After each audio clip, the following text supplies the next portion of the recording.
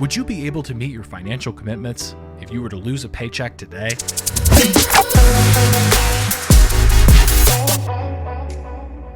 On how to invest and create wealth. Being financially literate generally enlightens us in various ways to protect our money and generate more wealth. You're either trying to make ends meet or running out of money by the end of the month if you work paycheck to paycheck. It can be overwhelming because you never seem to have enough money to pay any of your bills, let alone afford the items you want each month. It is almost impossible to get ahead financially when you work paycheck to paycheck. A $500 emergency could be too much for you to handle. You consistently overspend each month, accumulating more debt. It might be much more daunting to break free from living paycheck to paycheck if your boss pays you with a prepaid debit card. But it is possible. These moves will assist you in being financially successful and achieving your financial objectives. Number 1, learn to budget. Learning to spend efficiently is the most important thing you can do. Anybody can write down a monthly budget. Writing down a budget and working on a budget, on the other hand, are two very different things. When you budget wisely, you keep track of your expenses and avoid investing when running out of cash. Many of your bills are incorporated into a budget that works, so you aren't shocked when your vehicle registration and taxes are due, or when it's time to pay your insurance premiums.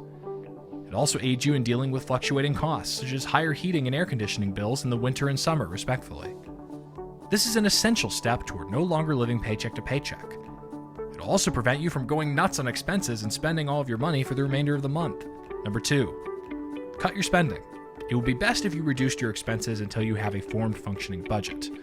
This will free up funds that you can use to pay off loans and invest in an emergency fund. You'll have more money to invest per month until you have paid off your loans. The initial challenge is to find ways to save in about any group. You'll be able to discover even more opportunities to save as your saving skills improve. The trick to saving money on groceries is to set a goal of spending $50 less per week on groceries or a sum that is within your budget. Cutting down in small steps is even more manageable, and you'll be more likely to succeed. Rather than eliminating one category, consider cutting spending in multiple types by $10 to $20 a month. These additional savings will soon add up, and you can aim to save even more the next month. Number 3, set money aside each month. Having savings in the bank is the only way to avoid living paycheck to paycheck.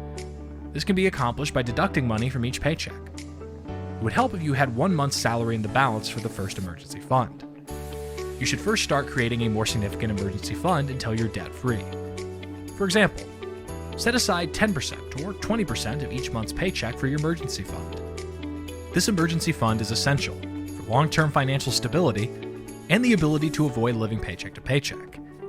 You are more prepared to cope with life's unforeseen problems because you have a year's worth of expenses in the balance. And if you start with only $50 per paycheck, you can trust your financial management. Just make sure you don't touch your money until you've started investing. If you know you'd be tempted to withdraw funds from your accounts, try opening an online savings account or storing the money in a different bank account. Knowing that getting that money will take 2 to 3 days or an additional ride to the bank will help you resist impulsive transactions. Consider adding any money in an account that you won't be able to touch, such as a 3-month CD. Number 4, stop using your credit cards and get out of debt. Getting out of debt is another choice. Your debt consumes a majority of each paycheck, preventing you from doing the things you want to do. If you keep putting money on your credit cards, you will not be able to get out of debt. And if you think the perks are worth the credit card, you can consider using it until you are entirely debt-free. This will help you keep track of your expenses. If you don't have the willpower to pay off your credit cards, break up all but one and add all the credit on that one, and pay it off every month no matter what. Avoid taking out a car loan or some other form of loan when you're doing this.